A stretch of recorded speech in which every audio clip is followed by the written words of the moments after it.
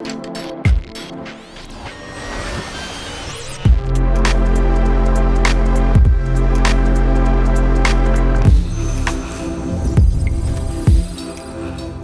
days, when you press the start button on your watch or your bike computer, it suddenly releases a whole wealth of data telling you how far you've been, how fast, how much you've climbed, your power, your cadence, your heart rate, your fitness, your recovery, amongst many, many other things, which is pretty clever stuff, providing you know what you're looking at. And in fact, there's probably a whole bunch of metrics out there that you're not using, and you probably should be. And that is what I'm here for today. I'm going to be running you through a bunch of these metrics that you should be using with the help of our channel partner, Polar.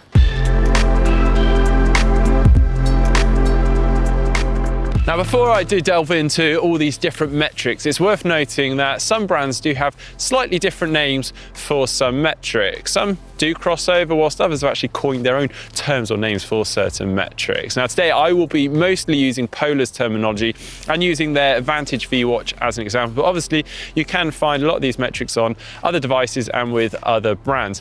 I'm going to kick off today with one that I've been quite enjoying using and getting stuck into lately, and that is running index. Now, providing that you are tracking your heart rate whilst out running, your running index will be automatically calculated at the end of your run based upon your heart rate data and your run speed data. The higher that running index number, the faster you're able to run for less effort. In other words, as you start to run faster, your heart rate isn't increasing quite as much. Now, this is actually essentially an estimated number for your maximal oxygen uptake, which is essentially your VO2 max, and you can track that from run to run to see your progression. But another way that this running index is really useful is actually for race predictions or time predictions for certain distances. If I go into Polar Flow, it will tell me my estimated time for a 5K, 10K, half marathon, and so on, which obviously, if it's improving, can be really nice.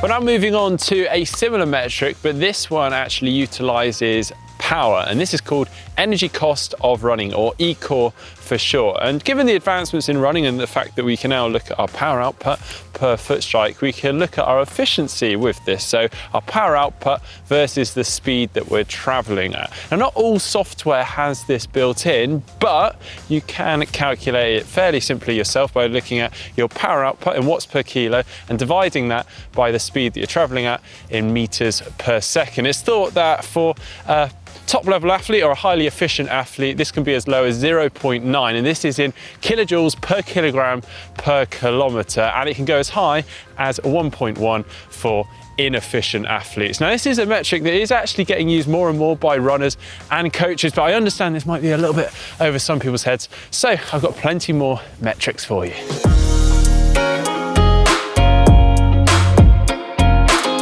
Such as cadence. Now, cadence or steps per minute or strides per minute may not seem all that breaking. I'm sure many of you are already using cadence out there. It's normally defined as the total number of steps that you take per minute. Now, typically, a top level marathon runner will take somewhere around 90 steps per minute. For a lot of amateur runners, it'll be somewhere around 78 to 82 steps per minute. Now, the nice thing with this metric is that you can see it, you can record it in real time. Now, you might find that you need a foot pod to be able to track this, but on some devices, it'll actually calculate it in the device for you and show that as you're running. Now, let's take this one step further, and actually another really nice metric is stride length. Now, this is a combination of both your cadence and your speed that you're traveling at, and that will calculate how far or how long each of your strides is. And then we have vertical oscillation. Now, this is a really interesting metric. It's basically the up and down movement of your body when you're running. It's measured in centimeters. For a lot of people, it's somewhere between 6 centimeters and 13 centimeters. But obviously, it takes effort to move your body up and down. So obviously, the lower you can get that number, the better.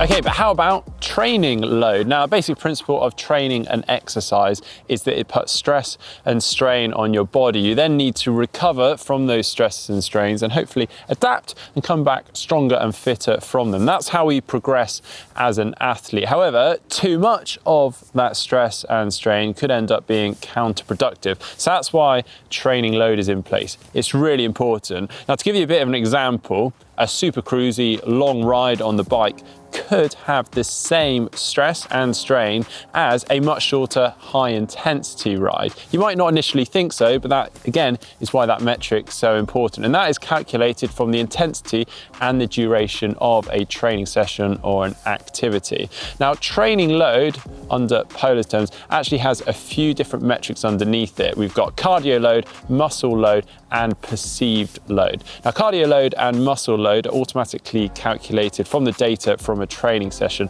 Cardio load, as the name suggests, is the load on the cardiovascular system. Muscle load is the load placed upon the muscular system. And then the perceived load is actually defined by yourself as the rating of perceived exertion. And these metrics and values can actually help you to train smarter, because if a particular workout has a high training load, well, you know that you need to back off and go easy in the next, or allow some recovery, or equally, if it was quite low training load, you know you can go harder in the next.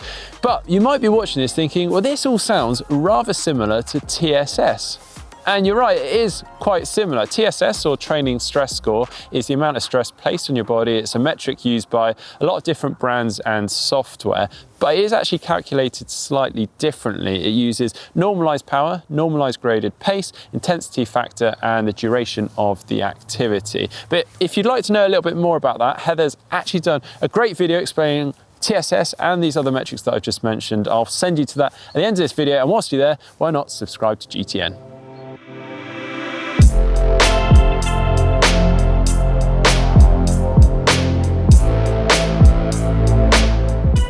Okay, now let's talk a little bit more about power. Cycling has had power for years. It's provided instantaneous feedback as to how hard you're working, the intensity at which you're working at, rather than waiting for your heart rate to climb or to drop. Not to say that metric's not great, but we finally got power in running. It's built into some devices, or failing that, you can get it on some foot pods. If you've got it, I'd really suggest using it. I've been really enjoying using it. It's been quite interesting on some rolling terrain runs. I've tried to keep the power the same and therefore the intensity the same for the whole run. Equally, it's quite interesting as maybe I keep my speed the same, but I've seen a drop in my power over time, or my speed's increased for the same power. That would show an improvement in my efficiency. Now, going back to cycling quickly, and depending on the power meter you're using, you can get a metric that looks at the distribution in power between left and right leg. And this is a really interesting metric because it can actually highlight quite early on a weakness between left or right leg and limit a potential injury. I've definitely found this interesting in the past, and it's helped me. Now, unfortunately, we don't have a solid metric for this in running just yet. We do have a couple of estimated versions for that. So that's a lot of our metrics for outdoors and during activity, but now it's time to have a look at some of the metrics for maybe post-workout analysis. So this is a good excuse for us to head indoors, grab a brew, and fire up the laptop.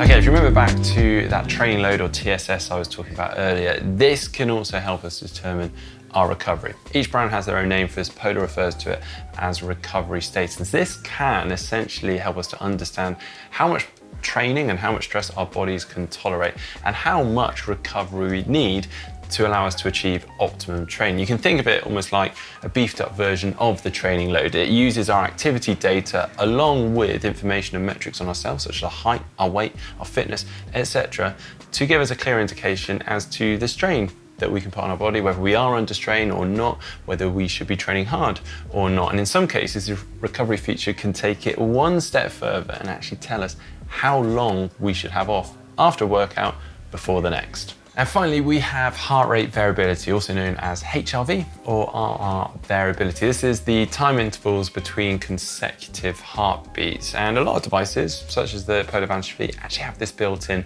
They may require to use an external heart rate monitor, such as a chest strap, just for more accurate readings. But what does this number do for us? Well, it's another clear indication as to how well our body's dealing with the demands we're placing on it. In short, a higher HRV is good. It shows that we're in good health or in improved health. We've got a well-functioning heart and we're dealing well with the training that we're putting upon ourselves at the time. It also can be a very quick and clear indication as to whether we are recovering well. Maybe we're doing too much training, we're under stress, or perhaps coming down with illness. And that is what I've used HRV for very successfully in the past, and it's given me a clear indication as to whether I should be training or not. So there's a whole host of metrics to play with there, and I really would recommend having a look at each of them, seeing if any of them work well for your individual needs at the moment. And if you have enjoyed today's video, don't forget to give us a like and follow GTN on social media.